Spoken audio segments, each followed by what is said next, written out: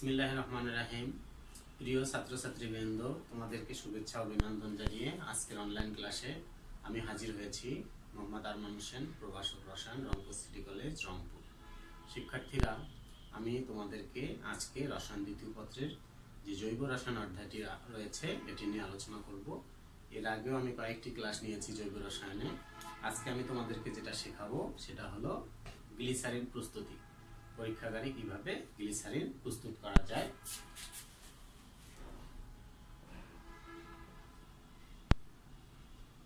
Glycerine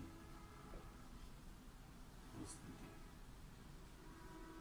শিক্ষার্থীরা, glycerine এটি একটি প্রসাধনী। 1779 সালে বিজ্ঞানী শিলে ইনি তেল বা চর্বির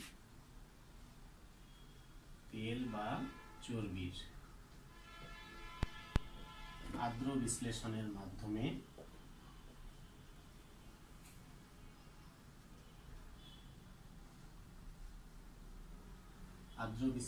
মাধ্যমে গ্লিসারিন প্রস্তুত করেন। তোমরা জানো আর্দ্র বিশ্লেষণ এটি হলো একটি যে কোনো অ্যাসিডের উপস্থিতিতে বা ক্ষারের উপস্থিতিতে পানি যোগ করা, এটি হলো আর্দ্র বিশ্লেষণ বিক্রিয়া। প্রথমে যে জিনিসটি জানতে হবে তেল বা চর্বি। এটি তেল বা চর্বির সংকেত, এটি একটি বড় একটা সংকেত। এই সংকেতটাকে দেখো কিভাবে সহজ করে লেখা যায়। প্রথমে এভাবে লিখবো CH2 bond CH bond CH2, এর সঙ্গে C ডবল ও, প্রত্যেকটার সঙ্গে C ডবল ও দিব, C ডবল ও, এখানে তোমরা একটা অ্যালকাইল গ্রুপ দাও C ডবল ও R। তাহলে এটি হলো তেল বা চর্বির সংকেত। আশা করি শিক্ষার্থীরা খুব একটা কঠিন লাগেনি তেল ও চর্বির সংকেত। প্রথমে দেখো CH2 bond CH bond CH2, আর প্রত্যেকটার সঙ্গে C ডবল ও R দিলাম। তো এই ক্ষেত্রে যে R আমি অ্যালকাইল মূলকটা লিখেছি, R কে আমরা এভাবে লিখতে পারি যে R C17H35 এটি এখানে হতে পারে, অর্থাৎ এখানে কার্বন সংখ্যা 12 থেকে 18 এর মধ্যে যে কোনো একটি হতে পারে। এই ক্ষার তেল বা চর্বিকে ক্ষার দ্বারা আর্দ্র বিশ্লেষণ যদি করা হয়, যেমন HOH, এটি হলো পানি, আর এখানে আমরা দিব ক্ষার KOH। এটি দ্বারা যদি একে আর্দ্র বিশ্লেষণ করা হয় তাহলে আর্দ্র বিশ্লেষণ করলে এই বরাবর ভেঙে যাবে, আর এখানে এই জায়গাটাতে আমি যেখানে ভাবে ঢেউ দিয়েছি সেই জায়গাগুলোতে ভেঙে যাবে, গিয়ে প্রোডাক্ট হবে CH বন্ড CH2 OH। এটি হলো গ্লিসারিন। গ্লিসারিনকে এটি একটি ট্রাইহাইড্রিক অ্যালকোহল। ট্রাইহাইড্রিক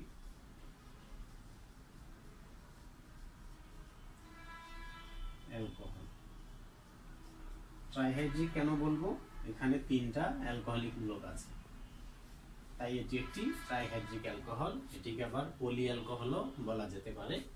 এর সঙ্গে বাই প্রোডাক্ট হিসাবে এই যে বাকি যে অংশটুকু রয়েছে এই অংশটা যুক্ত হবে, যুক্ত হয়ে আর COOH, এটা হলো ফ্যাটি অ্যাসিড বা জৈব অ্যাসিড, এটি উৎপন্ন হয়। তো এটি হলো তেল বা চর্বির আর্দ্র বিশ্লেষণ। এর মাধ্যমে আমরা কিভাবে গ্লিসারিন প্রস্তুত করা যায় সেই বিক্রিয়াটা আমি দেখালাম। তো এটিকে যদি আমি 1 নম্বর দেই, তেল বা চর্বির আর্দ্র বিশ্লেষণ, এটির মাধ্যমেও গ্লিসারিন প্রস্তুত করা যায়। তো তোমরা অবশ্যই খাতায় এটা লিখে ফেলেছো। তো আমি এটি এখন মিশাই দেব। আমি আরেকটি পদ্ধতিতে যাব। এরপরে দেখো যে জাস্ট এই জায়গাটাতে যদি আমরা ক্ষার ব্যবহার করি, তেল ও চর্বির ক্ষারের জলীয় দ্রবণের আদ্র বিশ্লেষণ। তেল বা চর্বির আদ্র বিশ্লেষণ। এখন তেল চর্বির সাথে ক্ষারের জলীয় দ্রবণ, চর্বির সাথে ক্ষারের জলীয় দ্রবণ, এটির মাধ্যমেও গ্লিসারিন প্রস্তুত করা যায়। এই পদ্ধতিটাকে আমি 2 নম্বর পদ্ধতি বলবো। এই ক্ষেত্রে সোডিয়াম হাইড্রোক্সাইড ক্ষার এটাকে ব্যবহার করব, আর এটিকে আমরা তাপ দেব। তাপ দিলে এক্ষেত্রেও গ্লিসারিন প্রস্তুত হবে এবং এই জায়গায় ফ্যাটি অ্যাসিডের সোডিয়াম লবণ প্রস্তুত হবে, আর COO(N). তাহলে ফ্যাটি অ্যাসিডের সোডিয়াম লবণ, সোডিয়াম লবণ উৎপন্ন হবে। তো শিক্ষার্থীরা, আমি গ্লিসারিন প্রস্তুতির 2টি পদ্ধতি তোমাদেরকে শেখালাম, যে গ্লিসারিনকে পরীক্ষাগারে কিভাবে প্রস্তুত করব, আর এর হলো যে গ্লিসারিন এটির ব্যবহারও তোমাদের করতে হবে। গ্লিসারিন এটি কি কাজে ব্যবহার করা হয়। শিক্ষার্থীরা, এখন আরেকটি পদ্ধতি আছে যেটিকে আমি 3 নম্বর পদ্ধতি বলবো, আধুনিক পদ্ধতি। এই আধুনিক পদ্ধতিতেও গ্লিসারিন প্রস্তুতির বিক্রিয়া দেখাবো। এটা হলো আধুনিক পদ্ধতি। বর্তমান সময়ে এই পদ্ধতিতে গ্লিসারিনকে প্রস্তুত করা হয়। তো পেট্রোলিয়াম জাতীয় যে উপাদানগুলো আছে এগুলোকে যখন আংশিক পাতন করা হয় তখন উপজাত হিসেবে প্রোপিন উৎপন্ন হয়। এই প্রোপিনকে প্রথমে ক্লোরিন দ্বারা 500 ডিগ্রি সেলসিয়াস তাপমাত্রায় উত্তপ্ত করব। 500 ডিগ্রি সেলসিয়াস তাপমাত্রায় উত্তপ্ত করলে যেটা উৎপন্ন হবে CH2 double bond CH bond CH 2Cl। এখানে এর সঙ্গে একটা হাইড্রোজেন অক্সিক্লোরাইড উৎপন্ন হবে। পরবর্তীতে এটিকে আবার এটি HCl উৎপন্ন হবে। HCl এই উৎপাদটিকে যদি আবার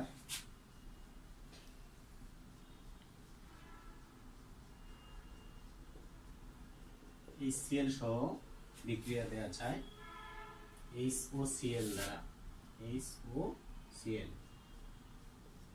এটি দ্বারা বিক্রিয়া দিলে যে উৎপাদটি পাবো CH2 বন্ড CH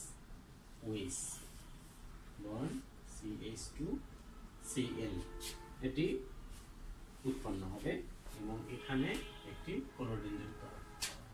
এর সাথে এটিকে যদি আমরা পুনরায় এটিকে আমি মেশাতে হবে, এটা তোমরা যদি লিখে থাকো তাহলে মিশিয়ে ফেলো। উৎপন্ন যে প্রোডাক্টটি রয়েছে CH2Cl CH CH2Cl, এর সঙ্গে আমরা ক্ষার যুক্ত করব NaOH, আর হলো 150 ডিগ্রি সেলসিয়াস টেম্পারেচার। তাহলে এখান থেকে আমরা সরাসরি গ্লিসারিন পাবো CH2OH CH2OH এর সাথে বাই প্রোডাক্ট হিসাবে সোডিয়াম ক্লোরাইড পাওয়া যাবে। তাহলে এটি হলো পেট্রোলিয়াম জাতীয় যে উপাদানগুলো রয়েছে, পেট্রোলিয়াম উপাদানের আংশিক পাতনের সময় উপজাত হিসাবে আমরা প্রোপিন পেয়ে থাকি। এই প্রোপিনকে 500 ডিগ্রি সেলসিয়াস তাপমাত্রায় ক্লোরিনেশন করলে প্রোপিনের জাতক ক্লোরোপ্রোপিন এটা উৎপন্ন হয়। পরবর্তীতে কয়েকটি ধাপ অনুসরণ করে আমরা এখানে গ্লিসারিন প্রস্তুত করেছি। তো এটি হলো আধুনিক পদ্ধতিতে গ্লিসারিন প্রস্তুতির বিক্রিয়া। আশা করি এই 3টা পদ্ধতি তোমরা বুঝতে পেরেছো। এখন আমরা শিখব গ্লিসারিন শনাক্তকরণ। গ্লিসারিন শনাক্তকরণ কিভাবে আমরা গ্লিসারিন শনাক্তকরণ করব। গ্লিসারিন শনাক্তকরণ এটিও খুবই ইম্পর্টেন্ট, এটি পরীক্ষায় এসে থাকে। তো গ্লিসারিন শনাক্তকরণের কয়েকটি পদ্ধতি রয়েছে, তার মধ্যে 1 নম্বরে যেটা, সেটা হলো অ্যাক্রোলিন পরীক্ষা। অ্যাক্রোলিন পরীক্ষা। প্রথমে কি করব, গ্লিসারিনকে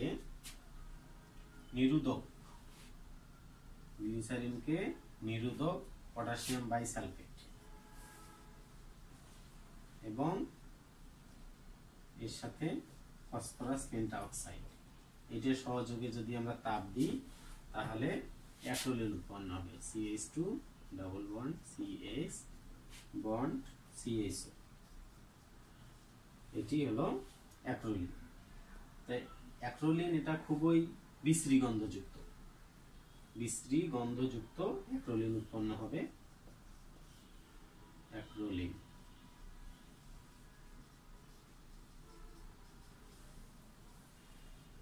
তাহলে দেখো, গ্লিসারিনকে পটাশিয়াম বাইসালফেট বা ফসফরাস পেন্টাঅক্সাইড যে নিরোধক পদার্থ রয়েছে এর উপস্থিতিতে একে বিক্রিয়া দিলে বিশ্রী গন্ধযুক্ত অ্যাক্রোলিন উৎপন্ন হয়ে থাকে। যদি এটি উৎপন্ন হয়ে থাকে তাহলে আমরা বুঝবো যে বিক্রিয়াটি গ্লিসারিন। এটি একটি গ্লিসারিন শনাক্তকরণের একটা পরীক্ষা। আর একটা পরীক্ষা আছে যে পটাশিয়াম পারম্যাঙ্গানেট দ্রবণ পরীক্ষা। পটাশিয়াম পারম্যাঙ্গানেট দ্রবণ পরীক্ষার সাহায্যে গ্লিসারিন শনাক্তকরণ করা যায় KMnO4 পরীক্ষা দ্বারা। শিক্ষার্থীরা, তোমরা ইতিমধ্যেই জানো যে পটাশিয়াম পারম্যাঙ্গানেট এটি গোলাপি বর্ণের একটি বিকারক। এই পটাশিয়াম পারম্যাঙ্গানেট এটি যখন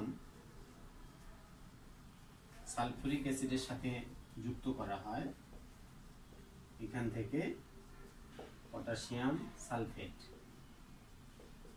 plus manganese sulphate MnSO4 plus জায়মান অক্সিজেন ও পানি উৎপন্ন হবে H2O। এই জায়মান অক্সিজেন এটি এখানে অ্যাক্টিভ হবে। তাহলে এই পটাশিয়াম পারম্যাঙ্গানেট এখানে যে জায়মান অক্সিজেন আছে, এই জায়মান অক্সিজেনের উপস্থিতিতে এখান থেকে পানি বের হয়ে যাবে। পানি বের হয়ে গিয়ে এখান থেকে গ্লিসারিক অ্যাসিড উৎপন্ন হয়ে থাকে। Glyceric acid CH2 bond CH bond C double H, glyceric acid. এটি হলো গ্লিসারিক অ্যাসিড। এই গ্লিসারিক অ্যাসিডকে পুনরায় যদি জায়মান অক্সিজেন দিয়ে বিক্রিয়া দিই তাহলে আমরা এই উৎপাদটি পাবো CH bond OH bond C double H। তাহলে এখানে পটাশিয়াম পারম্যাঙ্গানেটের যে লালচে বেগুনি বর্ণ আছে, এই বেগুনি বর্ণ জার্মান অক্সিজেন যখন এর সাথে বিক্রিয়া করবে ধীরে ধীরে এই বেগুনি বর্ণটি প্রশমিত হয়ে যাবে এবং উৎপাদ হিসেবে আমরা এই অ্যাসিডটি পাবো। তাহলে এটি হলো KMnO4 দ্বারা গ্লিসারিন শনাক্তকরণ পরীক্ষা। এটা ছাড়াও আরেকটি পরীক্ষা আছে বোরাক্স ফেনপথেলিন পরীক্ষা। বোরাক্স ফেনপথেলিন পরীক্ষা, বোরাক্স ফেনপথেলিন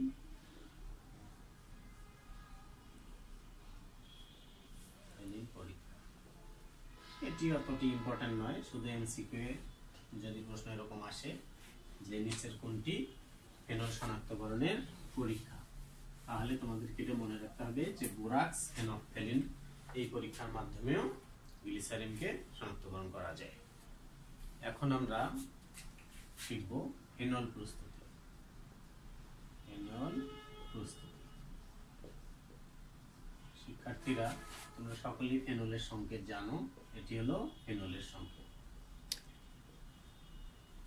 এটা হলো ফেনল। এই ফেনলের অপারেটিভ নেম রয়েছে, সেটা হলো কার্বলিক অ্যাসিড। Carbolic acid. এই কার্বলিক অ্যাসিড এটি দিয়ে সাপুড়েরা যে তেলটি ব্যবহার করে, সাপ যখন ধরে এই তেলটাকে সাপ ভয় পায়। এটি সাপুড়েরা ব্যবহার করে, সাপুড়ে ব্যবহার করে।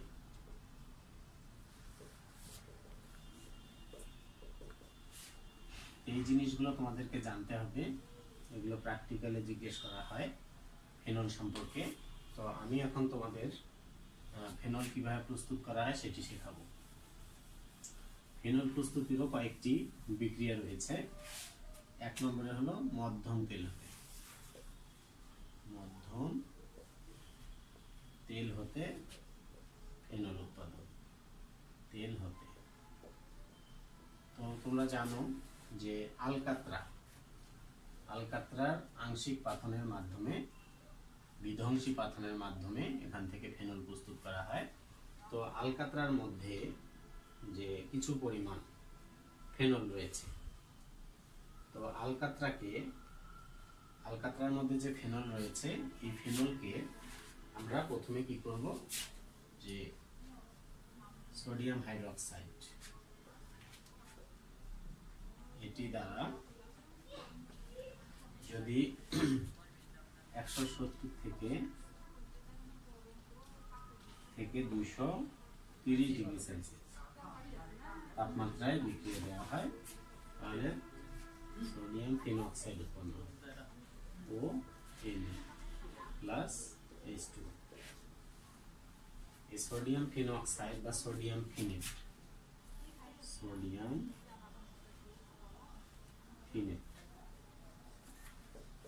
এই সোডিয়াম ফিনেটকে আমরা আবার কি করব, সালফিউরিক অ্যাসিডের উপস্থিতিতে বিক্রিয়া দেব।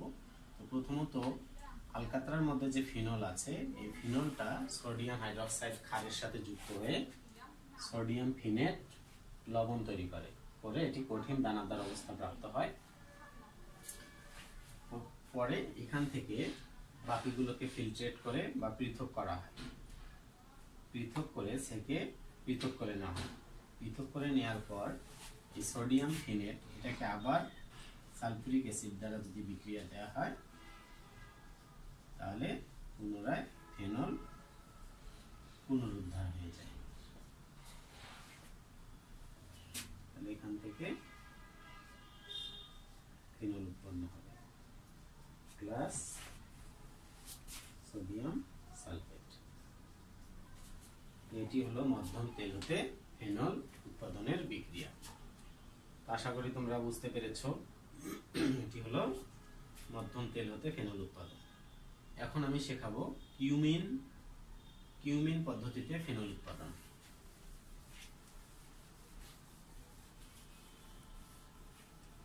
অপরিশোধিত পেট্রোলিয়ামকে পরিশোধনের সময় 2 নম্বর কিউমিন পদ্ধতিতে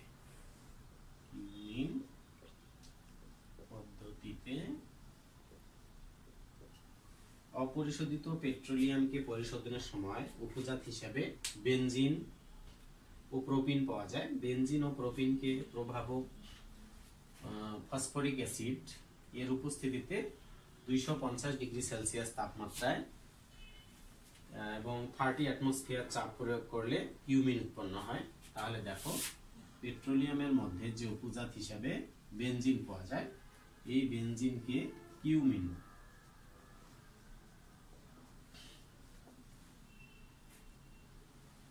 এর উপস্থিতিতে phosphoric acid H3PO4 30 atmosphere pressure আর হলো 250 ডিগ্রি সেলসিয়াস তাপমাত্রায় উত্তপ্ত করলে কিউমিন উৎপন্ন হয়। CH3 বন্ড CH3, এটি হলো কিউমিন। এই কিউমিন এটিকে যদি অক্সিজেনের উপস্থিতিতে O2 তাপমাত্রা হলো 130 ডিগ্রি আর হলো সোডিয়াম হাইড্রোক্সাইড ক্ষারীয় পরিবেশে অক্সিজেন দ্বারা বিক্রিয়া দিলে কিউমিন হাইড্রো পারঅক্সাইড উৎপন্ন হয়। কিউমিন হাইড্রো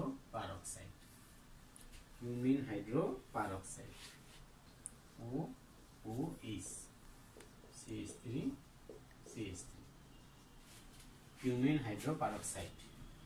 এই কিউমিন হাইড্রোপারক্সাইড এটিকে যদি আবার লঘু সালফিউরিক অ্যাসিডের উপস্থিতিতে 100 ডিগ্রি সেলসিয়াস তাপমাত্রা উত্তপ্ত করা হয় তাহলে ফিনল উৎপন্ন হয়।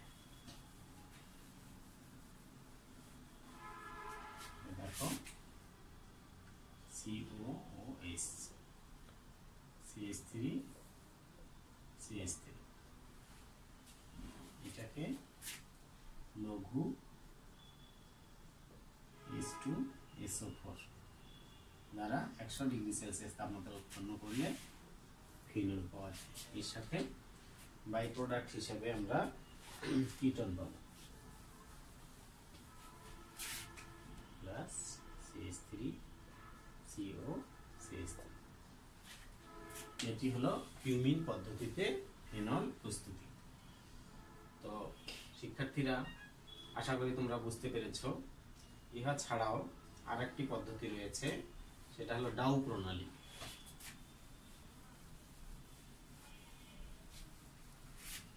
ডাউ প্রণালী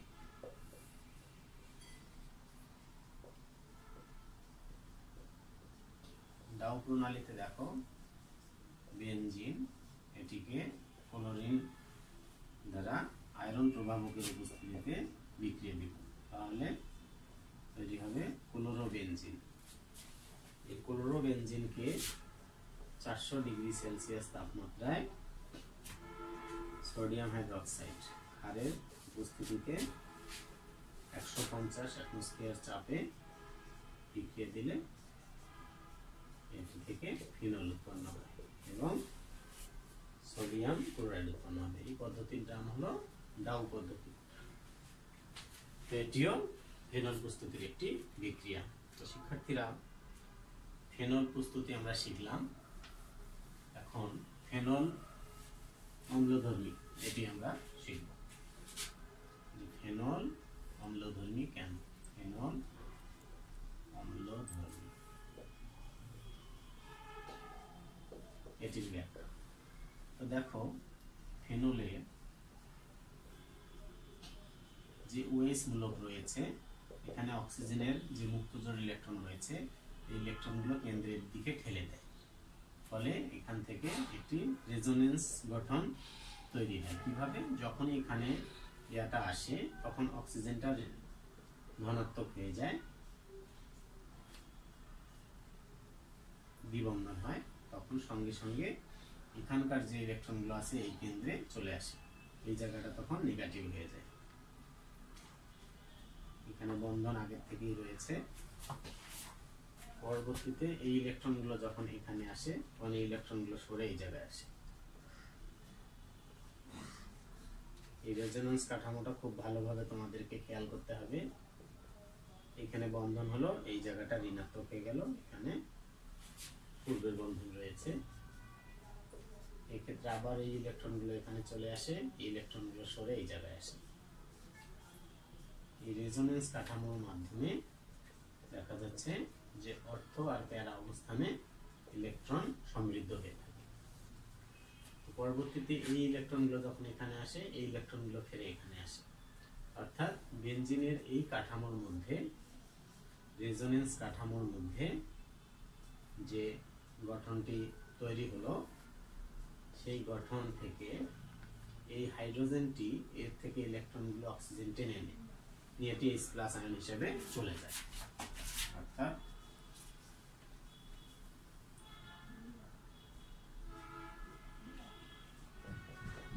এই রেজোনেন্স কাঠামোর মাধ্যমে সহজেই ফিনো অক্সাইড আয়ন তৈরি হয় এবং H+ আয়ন তৈরি হয়। অর্থাৎ ফিনল অপেক্ষা ফিনক্সাইড আয়ন বেশি স্টেবল, তাই রেজোনেন্স কাঠামোর মাধ্যমে পাওয়া যায়, তাই ফেনল একটি অম্লধর্মী পদার্থ। এখন এই ফেনল এটিকে কিভাবে শনাক্তকরণ করব? ফেনলের একটি শনাক্তকরণ পরীক্ষা আছে, ফেনল শনাক্তকরণ পরীক্ষা। শনাক্তকরণ পরীক্ষা, তো ফেনল শনাক্তকরণ পরীক্ষা একটি রয়েছে, এটা হলো লিবারম্যান টেস্ট। লিবারম্যান পরীক্ষা। এই পরীক্ষার মাধ্যমে ফিনলকে শনাক্তকরণ করা হয়। ফেনলের শনাক্তকরণের যে লিবারম্যান পরীক্ষা, এই পরীক্ষাটি খুবই ইম্পর্টেন্ট একটি পরীক্ষা। একটি পরীক্ষা নলে ফেনলের সাথে সামান্য পরিমাণ সোডিয়াম নাইট্রেট ও কয়েক ফোঁটা সালফিউরিক অ্যাসিড যোগ করা হয়, H2SO4। এই দুটিকে যুক্ত করলে সঙ্গে সঙ্গে নাইট্রাস অ্যাসিড আর সোডিয়াম সালফেট উৎপন্ন হয়, HNO2 আর সোডিয়াম সালফেট Na2SO4। এই যে নাইট্রাস অ্যাসিড ফিনলের সাথে বিক্রিয়া করে। এটার সাথে নাইট্রাস অ্যাসিড HNO2 এটি বিক্রিয়া প্রথমে লাল এবং পরে নীল বর্ণ ধারণ করে প্যারানাইট্রো ফিনল উৎপন্ন করে, NO প্লাস H2। পরের ধাপে এই যে লাল বর্ণের প্যারানাইট্রো উৎপন্ন হলো, এটি আবার কি করে, পরে একটা বহুমুখী সাম্যাবস্থা সৃষ্টি করে এটি HO bond N double bond একটা জটিল গঠন সৃষ্টি করে। এটি হলো নীল বর্ণ ধারণ করে, একটি নীল বর্ণ, ইন্ডোফেনল নীল বর্ণ,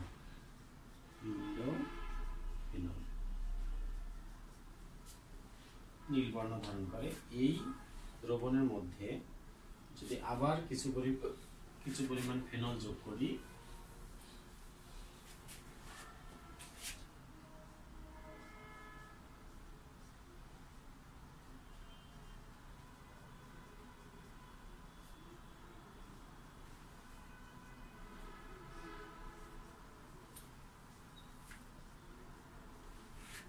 এটি যুক্ত করলে ইন্ডোফেনল লাল বর্ণ ধারণ করে,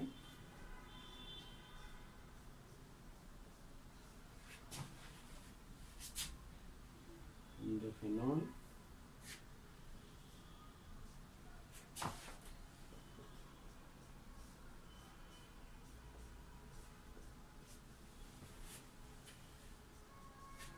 প্লাস H2।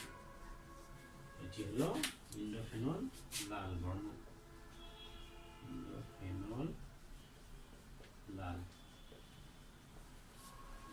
পরের ধাপে এই ইন্ডোফেনল এটার সাথে যদি ক্ষারীয় দ্রবণ যোগ করা হয়, এটির সাথেই আমি লিখব, যদি NaOH এটি যুক্ত করা হয়, তাহলে এখান থেকে একটা ইন্ডোফেনল আয়ন তৈরি হয়।